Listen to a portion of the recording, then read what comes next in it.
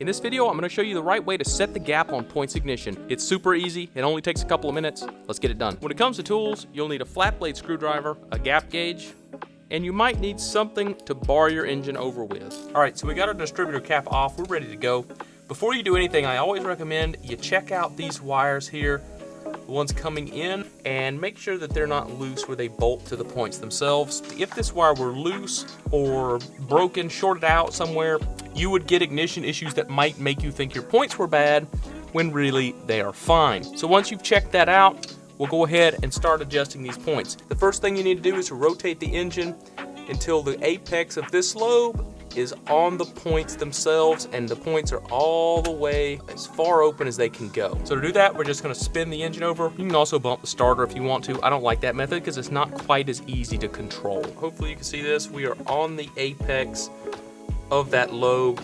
The points are as far open as they're going to get.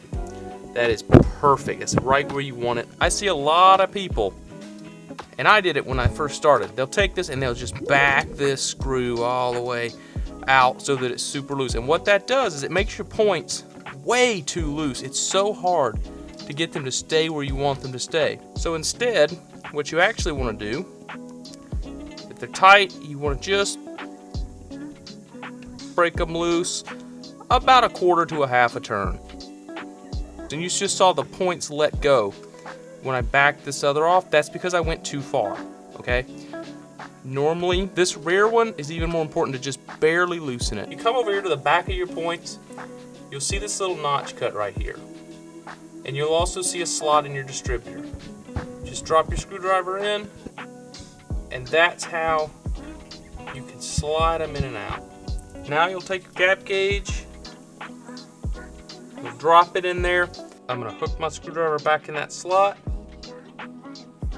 I'm just gonna tighten it until it just snugs up. And you can just barely tighten it to start with because you may have to adjust it. If you watch closely, the gap gauge slides in. You're looking to see if that arm moves out at all. See how that? It's scrubbing. I can feel it scrubbing. I can tell it's touching, but it's not doing any movement like that. Smooth in and out. That is perfect. That is exactly what you want. Of course, you can get yourself a dwell meter and check this if you want to. I never do that. I've never once done that. It's not quite that crucial. After that, you just want to tighten down both these screws, give them a nice, just to, you don't want to go crazy, but give them a little snug if you didn't before, and check it one more time. Once it's like that, you're set, you're done, and that's how you set points ignition. Last on our list is to make sure you put the rotor button back on before you put your distributor cap on.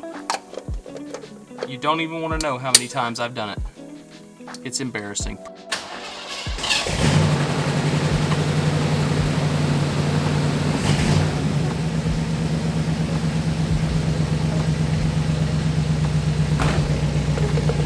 If you found this video helpful, consider giving it a thumbs up. It helps a lot.